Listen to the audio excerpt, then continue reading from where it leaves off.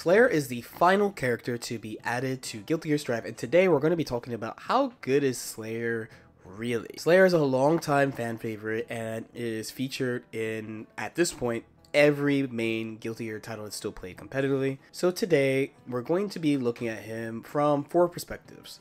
Offense, when he's making you block. Defense, so when he's blocking attacks. Neutral, when neither character really has an advantage over the other. And finally, knockdown, how good his knockdown situations are. So the first question is, does he have any moves that are plus? So he actually has quite a few.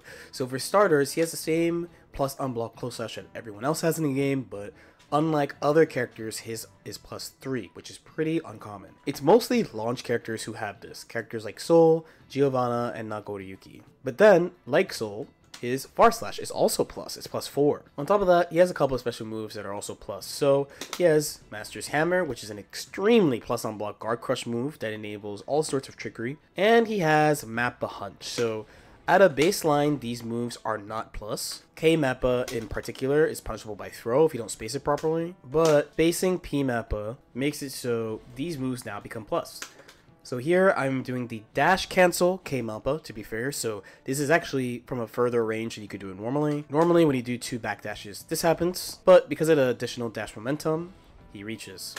And here, I am not able to jump, nor am I able to mash. So he has plenty of ways of having advantage off his attacks. The next question is, does he have an instant overhead or offensive fuzzy guard of some sort? So frankly, his fastest normal overhead is probably just Dust. He does have its late and it is 21 frames, but I would definitely not say it's instant. It does help that the low hits on the same frame though. He does have situational mix-ups with Master's Hammer on tall characters. That being said though, I think his cross-ups are more notable, mainly in that Pile Bunker is an incredibly fast cross-up that he's even able to perform in the corner. The next question is, does the character have a safe 5D? Having a safe 5D essentially means that you have a pretty fast overhead with no risk. Usually characters that are resource characters like Zato or Happy Chaos have this type of offense, but also more uncommon characters like Testament and in certain situations Jacko have it as well. It's very nice because Dust is pretty difficult to block, and having reward that doesn't cost your attention is a big benefit. In Slayer's case, he doesn't really have a way to do a safe 5D. The main thing that's notable about him is that his 5D is comboable because of Bite. And when you hit people with Dust in this state, you get this special counter hit universe which enables combos. So he's like halfway there. And don't forget, he still does have the fast cross-ups. The next question is, does the character have a real 50-50? So what do I mean? There are some characters who have mix-ups, but the most valuable mix-ups for competitive players are things that hit on the same frame. So while it does need some setup, something that Slayer players commonly do is try to line up timings for close slash and his bite. So a simple setup would look like this. Strike Throw is not traditionally considered a mix-up unless you have Guard Crush to help you out. However, since he's going through you, it also makes it pretty visually tricky. And remember that he does have a Guard Crush move to enforce these mix-ups. So I would say overall yes, but it's a little bit layered under system understanding. The next question is, how fast does the character build meter? So meter is extremely important in Guilty Gear, and in Guilty Gear Strive, you don't have powerful 25 meter options like an Exerd with YRC and an XX with things like Force Break or FRCs. So the race to get 50 meter is very important. Now Slayer has some really good things as far as meter gain. From my research at least, it does not seem that characters have different values for moving forward like they did in previous games. However, since he has this status effect that lets him combo off things without having meter, I think it kind of balances it out. And he can build quite a bit of meter through extended pressure sequences. But I don't really think he builds meter faster necessarily than other characters because he's not doing a lot of individual actions. That being said though, he does build a lot of meter off Pile Bunker loops. So this is a pretty simple one done from Roundstar, and I almost built 50 meter. So the verdict is kind of out on this one. I would say his meter build is above average. The next question is, what do they get off their throw situation? And Slayer's a strike throw character, so the big thing here is just mounting offense. So not only do you have various ways of using Dandy Step, but you could also get safe jumps. On top of also being able to vacuum people out of the corner. So really the world is yours off throw. I think his throw is quite good. The next question is how safe are they to burst? It's kind of uncommon to be safe against burst in this version since Season 3 when they changed the burst hit full screen. It is definitely rare. So Slayer's big concern actually comes from his most iconic combo, which is the Pile Bunker Loop, which the way they got it to work in this game is there's a hitbox on the back of it that you can hit with from behind. Despite the amount of hits in this combo, Pile Bunker actually automatically splats on the wall, where classic Pile Bunker loops were done in the corner. So this version of the Pile Bunker loops is a pretty creative solution to keeping something that Slayer players have loved basically since like XX, since he came out. But because you're always hitting with the back of Pile Bunker, you can get bursted into the corner and burst knocked down in this game. So it's not like you can recover in the air and just fly at them right away. So I actually think he's low-key a little bit weak against burst, and you definitely have to think about combo routing when the opponent has and does not have burst. The next question is, does the character need to hit you to win, or do they need to make you block to win? And this, I think Slayer is pretty unique in that he makes you block and win, which is probably the main good point about him. He does a ton of damage when he actually hits you, and he has a lot of advantage moves, and he has a scary command grab that upgrades all of his hits into fat counter hits, and he kills many characters in 2 or 3 hits. And you can't just sit there because he's going to chunk your risk gauge like crazy, and that cash out is going to be even scarier, maybe worthy of a Twitter clip. So you kind of have to do something. Pretty typical of Guilty Gear, this type of fast rush down where everything has a response, but you can't really react to stuff yet. You kind of just have the context of what's happening. If you're wrong, you die. If you're right, you reverse the situation and maybe you can win. Being able to make a character block and win is really valuable because then you don't have to open them up in a traditional way. They're so scared on defense that you can create openings and take back rounds that way. The next question is, how high is Slayer's average damage? Normal combos are actually pretty simple, but should this character score a counter hit, or if the character has meter, his damage output is quite high. On top of that, he even has a unique 100 meter super with extremely high damage output.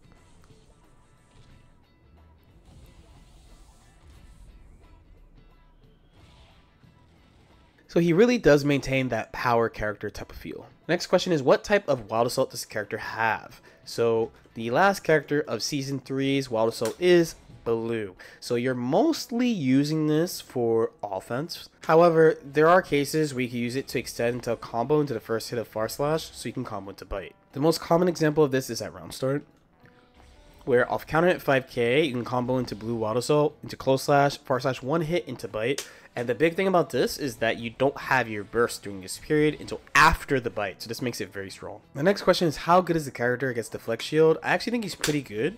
Mostly because if you miss time stuff with Dandy, you die. And he has a lot of advancing special moves that just keep coming at you anyway. So take your time and build the plan against the Flex Shield with him because I think he's pretty good against it. So finally, his wall break situation. I think it's not too technical. So a lot of things I've seen is players just coming up with a whiffed Mappa into offense, or immediately doing something with Dandy Step. ID Jump H is effective against slow reversals, but if a character has a 9-frame reversal, it's not going to work.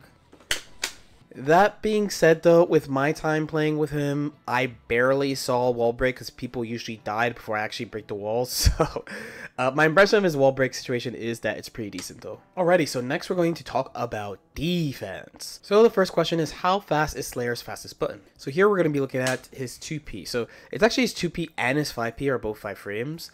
And additionally, this actually beats lows on frame 5. So he has a few 5-frame options, depending on the situation. The next question is, does the character have a meterless reversal? The answer is yes, but to be honest, it's kind of a mixed bag without meter, which is kind of odd. So in older Guilty Gear games, he had a technique where he could cancel his backdash into jump. It's called backdash cancel, and you could pretty much put invincibility on any special move. So you would see Slayers do things like backdash cancel command grab as a reversal, or in neutral they'll use backdash cancel Mappa to make the beginning of Mappa invincible. So they removed this technique from this game because, I mean, outside of it just being obnoxious, frankly, just the way that offense is structured and characters frame data and stuff, it would be just insanely strong. So instead they gave him a special move out of backdash, and this is called the Hand of Doom. Now the problem is there's no invincibility on this move at all, and as soon as you start it,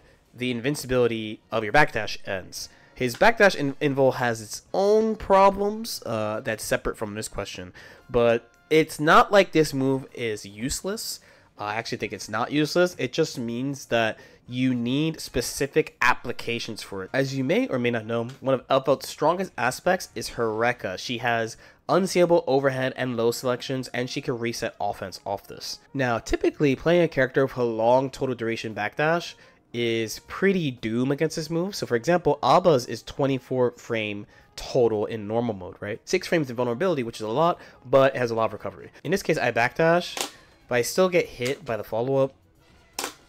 There's just really nothing I can do. That being said, Slayer has an even slower backdash than Abba, so in theory, this should be a terrible situation, but since he can cancel into Hand of Doom out of his backdash, he's able to actually score a counter hit here into a knockdown into offense. So having a good application of where to use this move is really, really valuable. Next question is, how fast is the reversal super? His super is 14 frames. It is the super Mappa Hunch. It is slow, but that means it's very easy to do super PRC. So because the super is so slow, I'm able to cancel with 50 meter and use that invulnerability to counterattack. Next question is the reversal super horizontal or vertical? The answer for him is very clearly, this is a horizontal super. Like, I don't know what to say. It hits full screen horizontally. This makes this super excellent at countering full screen zoning and even whiffs, because it only has 1 frame of startup in addition after the super flash. So here, I'm going to just react to Elfelt shooting the gun. She can't do anything.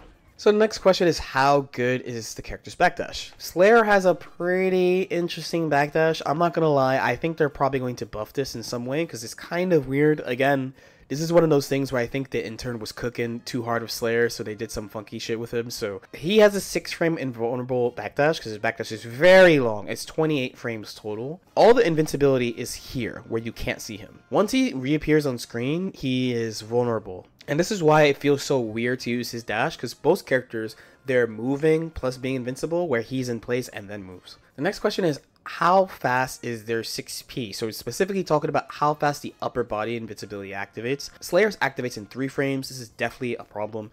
So for example, we have a pretty standard Elfelt block string here, where the 2H is not the maximum amount of block stun you could have on a move. It's actually attack level 3, but we have her doing this into her Rekka. So 6Ping out of this is very tricky. If she's actually point blank, you're going to get hit first, so you actually need a little bit of room in order to do it. On a character with 2 frame 6P like Baiken, this is a trivial 6P.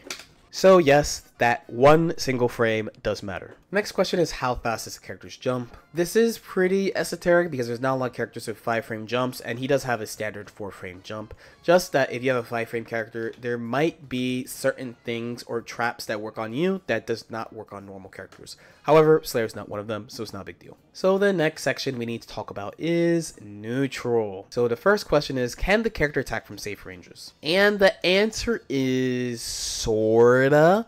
So for example, he does have the ability to do K Mappa from pretty far, like we talked about before, including being able to extend the range using the dash cancel technique. That being said, he's kind of the projectile. This is some Honda energy where he's lunging at you. So the question is it from a safe range? Basically anything he uses to attack you is kind of from a safe range, because he does have long buttons. So he has like 5K, he has 2H, he has both P and K Mappa. While he's able to attack pretty safely, he doesn't really have coverage. So here I think the answer is sorta. Next question is, how fast is their air dash? The answer is normal. Basically every character has a normal air dash except for Chip and Milia. Having a faster air dash makes it just harder to anti-air you, harder to respond to you coming from the air, and harder to deal with varied air movements. The next question is, do they have a slow jump H? And you might be like, why does that matter? But typically characters with slow jump H's have jump H's that reach deeper down, which makes them harder to anti-air. The answer is Slayer actually does have one. Actually, it hits so deep that he's able to hit whiffs with it pretty reliably. Next question is, can the character stall in the air? This is good because it makes it so that your movement in the air is a little bit unpredictable. It's pretty important in this game with the air dashes being reactable generally. And unfortunately for him, the answer is kind of no. I will say that his jump S slightly alters his air momentum, it feels like, but he actually lost. I think it's either JD or J2K. I forget because I didn't main him, but he had a move that kind of let him float like Mei, for example, and Milia, and he has the animation on his jump D, but it doesn't really feel to me like it's altering his air momentum in a notable way compared to his jump S, or a notable way at all, frankly. Notable about his jump S is that if you super jump, you do get air options. The next question is, can the character 50-50 you from neutral? The power of this cannot be understated. Being able to do mix-ups from neutral is very powerful, and one of the most winning strategies of the game. As opposed to getting a situation like a throw or a knockdown, being able to use your resource to get a 50-50, for example, from neutral is a huge advantage in any fighting game. Now, in Slayer's case, he kind of can do it. The main caveat is, can he make you respect this in neutral? If you let him cook, he will have the ability to do it from neutral,